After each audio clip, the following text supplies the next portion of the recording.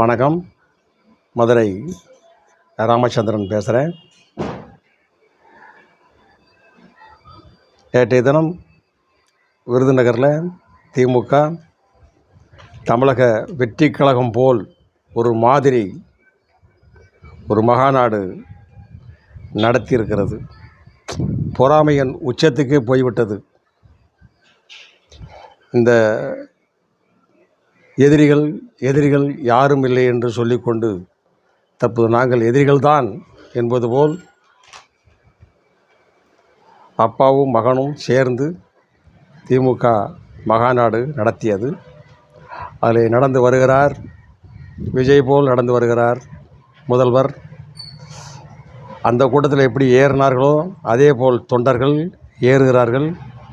காவல்துறை தூக்கி எறிகிறது, மலர் கொத்து கொடுக்கிறார்கள். தூக்கி எறிகிறார், போடவில்லை, தூக்கி எறிகிறார். தொண்டர்களே, கட்சி தொண்டர்களே, நீங்கள் எல்லாம் சால்வை போடுகிறீர்கள். தூக்கி பின்னால் இருக்கும் பாதுகாவலரிடம் தூக்கி எறியப்படுகிறது. அவர்கள் கைகளை வாங்கி ஓரமாக போடுகிறார்கள். ஒரு சால்வையின் விலை உங்களுக்கு தெரியும், அவர்களுக்கு தெரியாது.